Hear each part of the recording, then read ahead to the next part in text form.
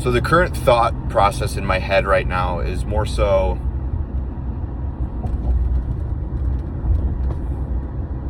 I have this tool. I built this tool to help my athletes. I need to get it out to the masses to start improving it, shortcutting the answer that it solves to reach more athletes. But like, we're known kind of locally.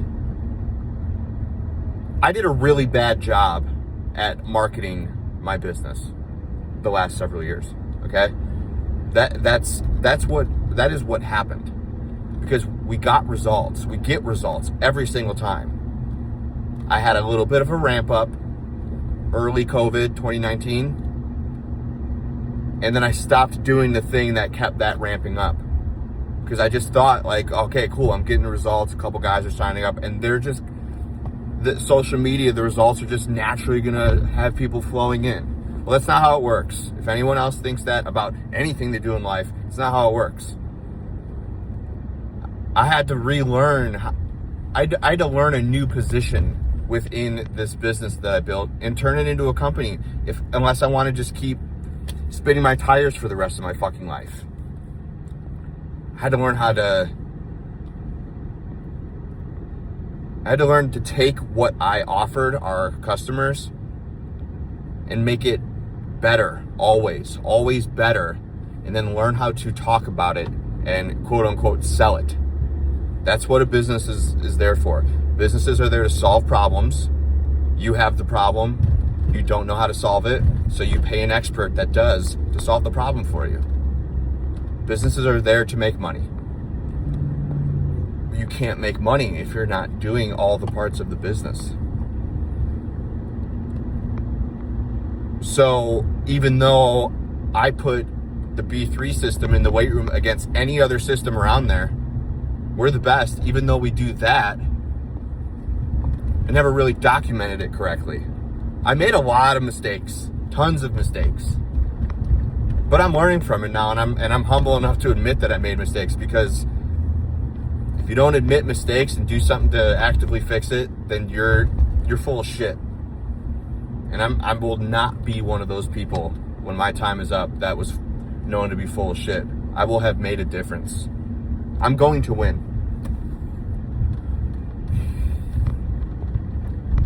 But on the surface level, really, who am I? Okay, like, what is this app? Then I'm thinking, like, where did it come from?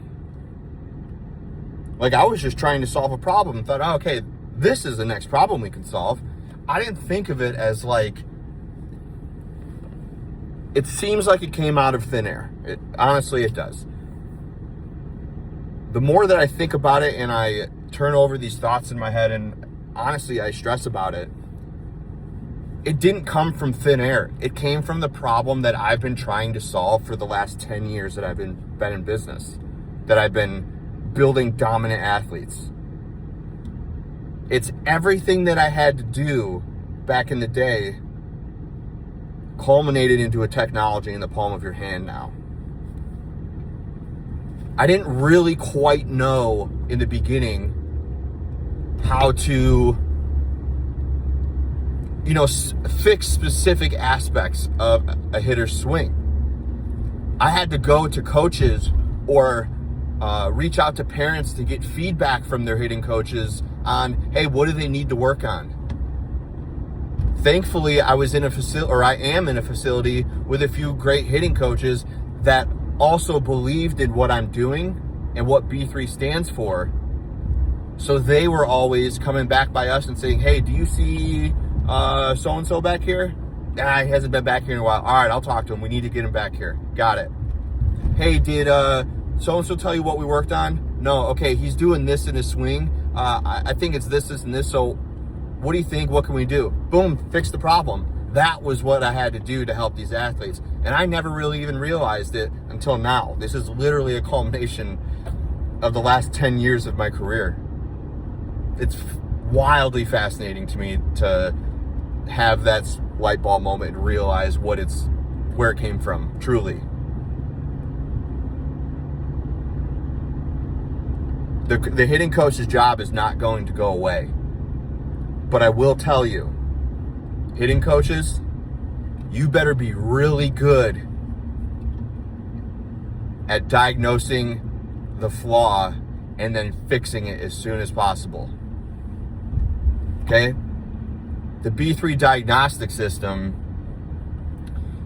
it's going to shortcut the analysis that you actually need to do.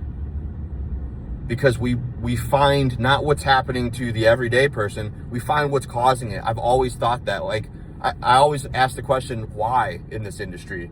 Oh, don't lift like that? Well, why? You have to prove to me. And you have to prove to these athletes too. This tool is going to be a tool for you to shorten your diagnosis time and it greatly improve your accuracy of it. And then when your athlete builds the engine behind the swing and works the mechanics, you better be really good and really quick at dialing them in. I know there's a lot more than just basic swing mechanics, and high-level hitting coaches pull that out of athletes. They fine-tune it. They're artists. You guys even. You better be really good at fine-tuning, because technology is coming and you can either adapt to it or get taken out by it.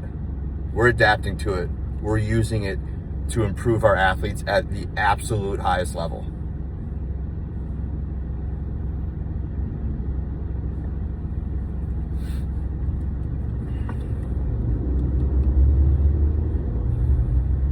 This is such an interesting journey to be on. It's so incredibly challenging.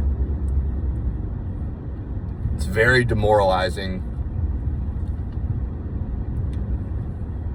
But man, just keep rolling with the punches.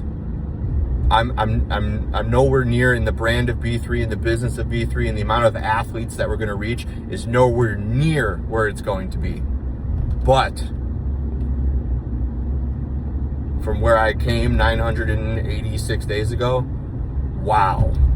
Totally worth all the heartache, all the stress, all the pain, all the you've changed, etc. All of these things. Every single entrepreneur book and podcast I've listened to, all the real high-level ones, have described word for word everything that I've been going through. Everything. And it's so interesting that I was able to, and I'm so lucky, able to listen to that before I got to these experiences, because I know how to manage them better, because it's normal. If you're doing this certain thing, and this goes with any endeavor that you go through, people that go through similar ones, there's certain things that are going to happen that if you don't actively become aware of and manage it, those are what take you out. And quitting is one of those. Actually listen to people who have done the thing that you're trying to do.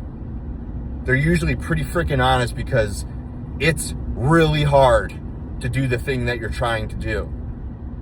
And you don't really know what's going to come of it and what's going to happen until you go through it. So we're so lucky to have things like podcasts and audiobooks and just the phone in the palm of your hand with an access to information.